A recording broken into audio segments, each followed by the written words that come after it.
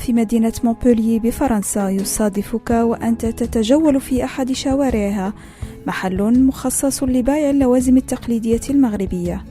صاحبه هو العربي العلوي، مهاجر مغربي من مكناس، قرر مزاولة هذا النوع من النشاط التجاري بعد تعثر مساره الدراسي الذي قدم إلى فرنسا من أجل استكماله. J'ai fait mes études au Maroc, j'ai fait la fac de droit. Après, je suis venu en France pour finir les études. Malheureusement, j'ai pris une autre route et je me suis installé en France. Et depuis, je suis en France, à Montpellier. Je suis natif de Meknès, Maroc, origine du sud du Maroc, Rachidi. Venir en France pour finir mon troisième cycle, c'était pas possible. Parce qu'avec les 2 ans que j'ai fait, ça m'a un peu décalé. Et du coup, c'était soit rester en France ou partir au Maroc. Partir au Maroc, bon, il n'y avait pas beaucoup d'alternatives, comme veut la famille et je veux. Alors je suis resté ici et j'ai essayé depuis le début de monter quelque chose à mon nom. قد تبدو الفكرة مميزة ومختلفة، إلا أن تحقيقها لم يكن سهلا بالنسبة للعربي بسبب تعقيدات الإجراءات والمساطر القانونية التي كان عليه اتباعها للتمكن من استيراد السلع التقليدية وعرضها في السوق الفرنسية. Les difficultés, c'était un Marocain qui s'installe, c'est déjà difficile en France. L'entourage déjà, il n'encourage pas. Personne ne te donne le feu vert. Quand tu dis que tu vas faire, oh là là, tu ne vas pas y arriver, il y a les charges, il y a ça. Alors déjà, tu pars avec des handicaps. Après, la branche qu'on a choisie, c'est d'importer de l'artisanat du Maroc. C'était difficile parce que pour faire sortir la marchandise au Maroc, les lois, elles sont bien faites. Mais quand vous arrivez aux postes frontières où vous achetez, il n'y a personne qui sait ce qu'il faut faire ou qu'est-ce qu'il faut faire. À chaque fois, on vous sort un langage, sachant que l'administration, l'écrit de l'administration, il est direct, facile, simple. Mais quand vous êtes devant l'humain, c'est jamais facile. Et au début, c'est vrai que ça pouvait me ralentir ou ça pouvait même faire avorter le projet. Mais grâce à Dieu, ça va, on est là encore. Ça veut dire que ça marche un peu. لم يكن العربي مجرد وسيط بين الصانع المغربي والزبون الفرنسي، بل ابتكر منتوجات تقليدية تحت الطلب لملائمتها وحاجية السوق. L'idée, c'est parti de faire de l'artisanat marocain. Après, on fait ce qu'on appelle la création sur mesure, parce que l'artisanat, c'est bien, mais ça ne rentre pas dans le quotidien des Français ici. C'est-à-dire, ce n'est pas un article qui est obligatoire dans une cuisine ou dans le déco. À l'époque, quand on a commencé en 1998, ce n'était pas encore à la page, vraiment. De ce fait, on a créé ce qu'on appelle la création sur mesure. Ça veut dire on fabrique l'article que veut le client au Maroc sur une base d'artisanat. Et de fait, en parallèle aussi, on a fait ce qu'on appelle la décoration orientale. On louait les tentes, ou tout ce qui fait décoration orientale pour dénaturer un site, une maison, une villa ou autre, pour un anniversaire, une surprise, un baptême, un mariage.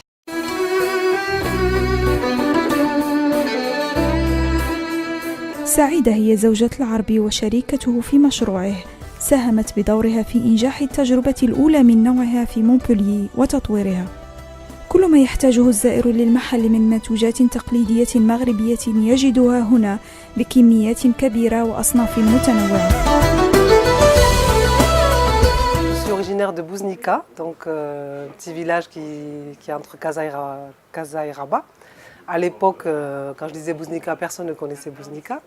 Maintenant, c'est un peu plus réputé, donc tout le monde connaît. Voilà, et donc nous y allons, quand on était jeunes, on y allait tous les ans au Maroc, voir la famille. Et puis là, avec le travail, grâce à la boutique d'artisanat, on est amené à y aller tous les 1 mois et demi pour tout ce qui est fabrication sur commande. Donc je vous présente la boutique Sanaé, vous pouvez regarder tous les lustres accrochés, tous les lustres viennent de Marrakech, de la ville de Marrakech. Au fond, on a fait un petit coin, la vaisselle de Fès, voilà, tout l'artisanat de Fès. nous avons essayé de faire vraiment une boutique type marocaine, type bazar. On est les seuls à Montpellier à oser faire ce style de boutique. Parce que pour vous dire, au début, c'était très épuré. Il y avait très peu d'objets, mais les gens faisaient le tour et partaient. Donc là, les gens, quand ils rentrent, ils sont choqués par tout ce souk, mais en même temps, ils adorent venir, fouiller, chercher la petite pièce qui est bien là-bas au fond. Donc c'est super. Donc là, vous avez le coin, on a un petit coin vert, un petit coin applique, un petit coin cuivre, et au fond, tout ce qui est tapis et vaisselle de Safi. Donc on a essayé quand même de faire des thèmes pour que les gens ne soient pas trop perdus.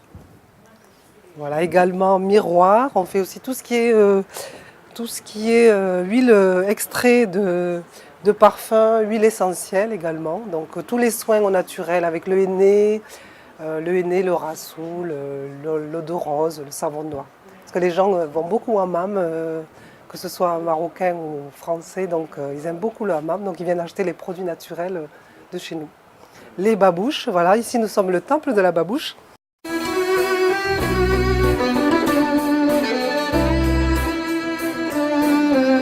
طبيعة عمل العربي وسعيدة تضطرهما إلى السفر دائما للمغرب، وهو ما يمكنهما من متابعة التطورات التي يعرفها والتفكير في مشاريع أخرى تقرب الأجنبي من الثقافة والعادات المغربية.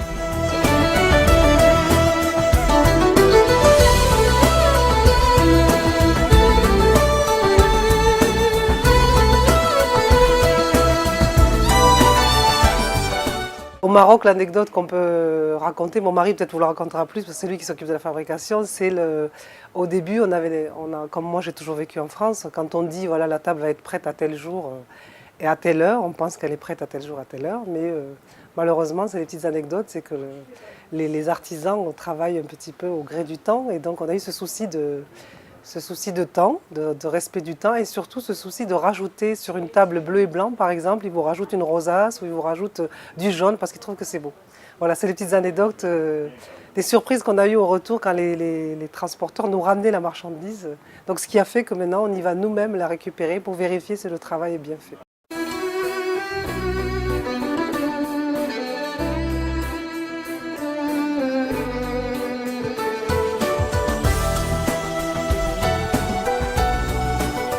Je connais l'arbier Fatima depuis une vingtaine d'années.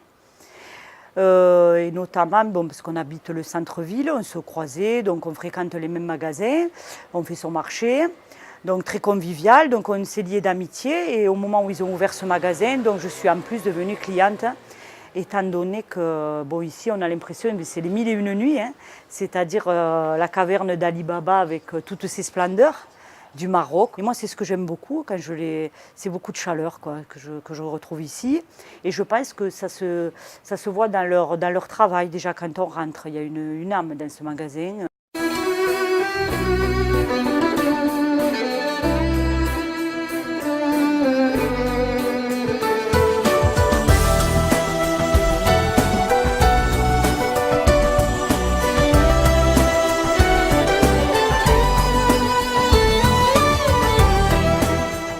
Le Maroc d'aujourd'hui, grâce à Dieu, ça a évolué beaucoup.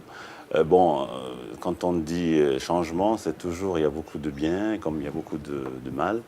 Mais, alhamdoulilah, on a un pays qui nous honore un peu avec tout ce qui se passe, le changement, je veux dire, questions routières, questions administratives et tout ça.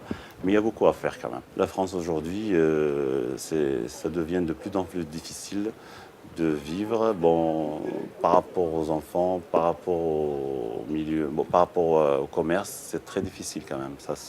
Ça devient lourd, on va dire lourd dans tous les sens. Je veux dire, la crise elle est mondiale, certes, mais la France, elle est un peu, à mon avis, ça commence à boiter un peu.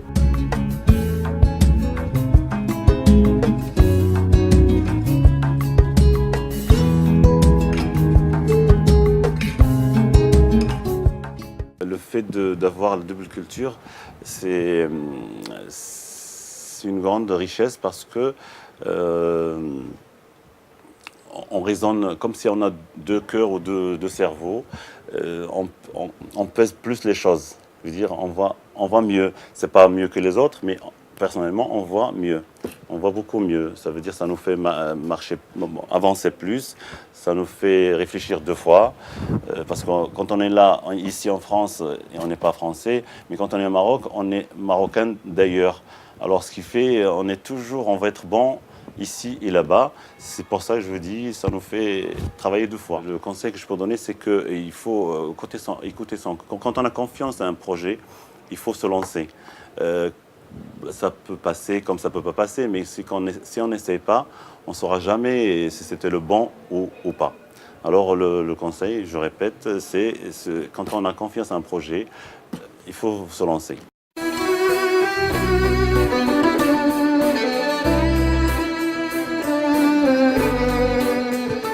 Futur projet, ce serait un petit salon de thé, peut-être pas loin de la boutique, faire un petit salon de thé et vendre de très bons gâteaux. Parce qu'à Montpellier, malheureusement, il n'y a pas beaucoup de pâtisseries fines. Donc on aimerait bien réaliser ce projet.